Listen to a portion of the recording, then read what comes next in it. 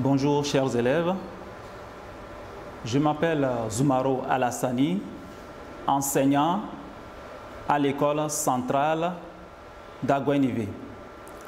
Aujourd'hui, nous allons faire le cours sur la rédaction, communément appelée en approche par compétence.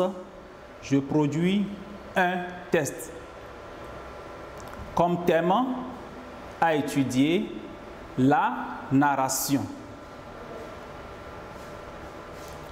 Chers élèves, à la fin de la leçon, chacun de vous doit être en mesure de narrer un fait, une scène ou un récit. Je rappelle notre objectif. À la fin de la leçon, chacun de vous doit être en mesure de narrer un fait, une scène ou un récit. Apprêtez vos matériels, ardoises, craie, cahier, bic. Nous allons travailler ensemble. Qu'est-ce qu'il faut retenir dans une narration? Ce qu'il faut retenir dans une narration, on présente le lieu et le moment. Je le répète encore une fois, dans une narration, on présente le cadre de l'action, c'est-à-dire le lieu et le moment. Puis, par après, on décrit ce qu'on a vu, ce qu'on a entendu, ce qu'on a senti, c'est-à-dire on fait part de ses impressions. Je vous rappelle encore une fois de plus, qu'est-ce qu'on doit retenir dans une narration? Pour faire une narration, on doit présenter le cadre de l'action, c'est-à-dire le lieu et le moment. Après avoir présenté le lieu et le moment, on décrit ce qu'on a vu, ce qu'on a entendu, ce qu'on a senti, c'est-à-dire on fait part de ses impressions. Voilà un exercice que nous allons tous traiter sur la narration. Avant d'aller sur le vif du sujet, nous allons faire un petit rappel sur les différentes parties dans un devoir de rédaction. Chers élèves, un devoir de rédaction comporte combien de parties? Oui, un devoir de rédaction comporte combien de parties? Un devoir de rédaction comporte 3 parties, à savoir l'introduction, le corps du devoir et la conclusion. Revenons maintenant à notre exercice sur la narration. Sujet.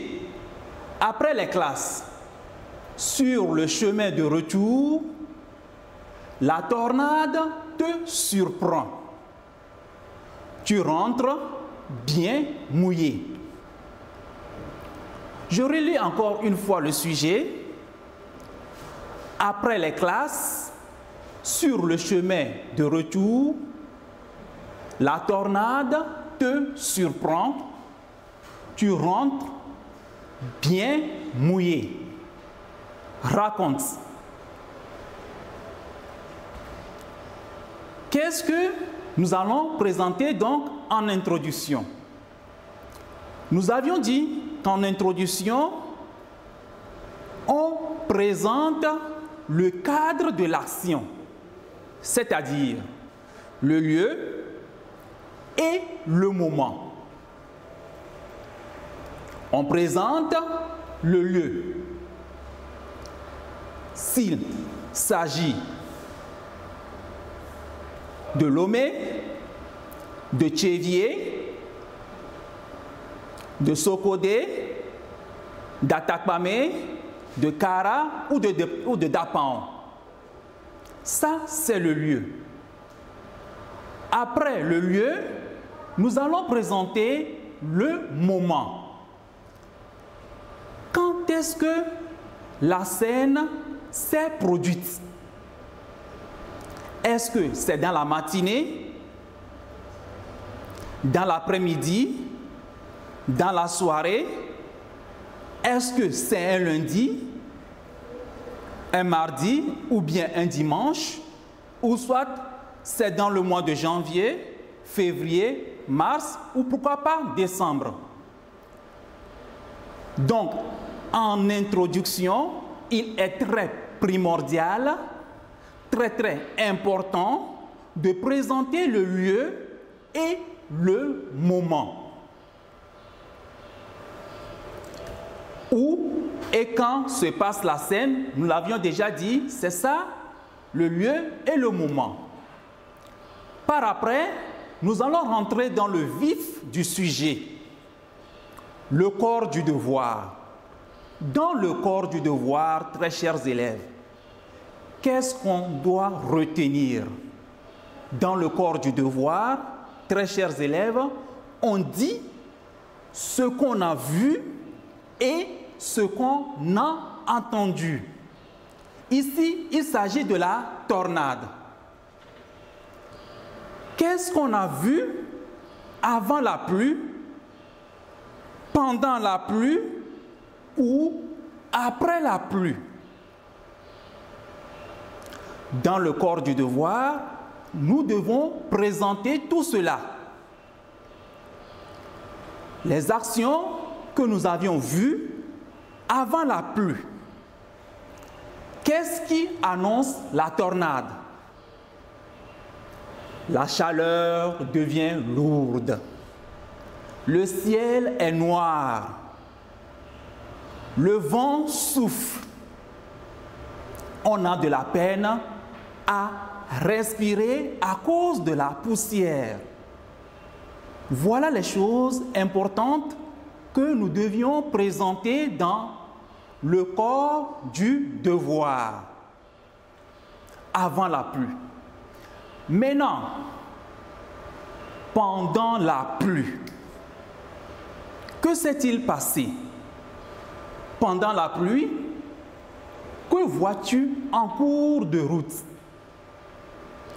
L'eau ruisselle partout, les vers de terre s'étirent sur la route. Le tonnerre gronde, les éclairs sillonnent le ciel. Ceux qui sont surpris par la pluie, que font-ils?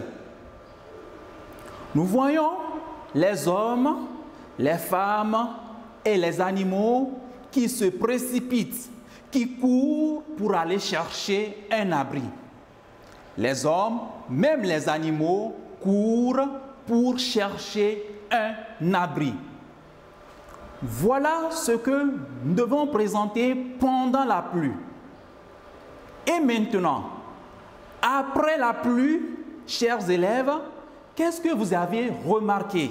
Qu'est-ce que vous avez vu? Qu'est-ce que vous avez entendu? Après la pluie a cessé, que se passe-t-il? Les arbres sont déracinés. Les toits des maisons sont décoiffés.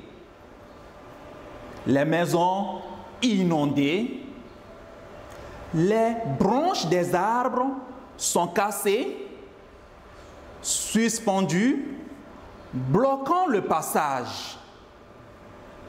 Les animaux et les hommes sortent de leur abri. Les paysans également sortent pour contempler la nature, constater l'étendue des dégâts.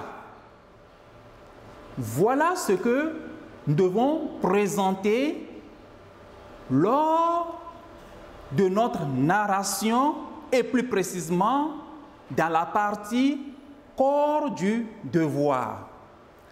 Après le corps du devoir, nous allons rentrer dans la troisième partie qui est la conclusion. Dans la conclusion, chers camarades, nous avions dit au préalable, on dit ce qu'on a senti, c'est-à-dire on fait part de ses impressions. Dans la conclusion alors, qu'est-ce qu'on doit dire? As-tu aimé cette pluie? Si tu as aimé alors cette pluie, il va falloir faire quoi? Parler des bienfaits de cette pluie.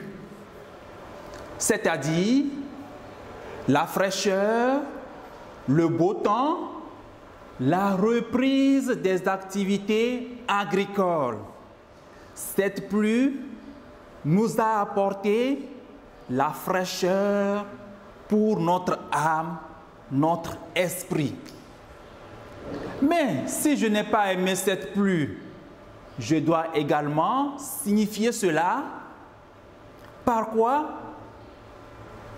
Je n'ai pas aimé, donc je dois parler alors des conséquences négatives, c'est-à-dire les méfaits de cette pluie.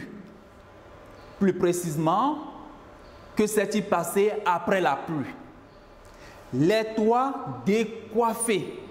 Les toits des maisons sont décoiffés. Les maisons sont inondées.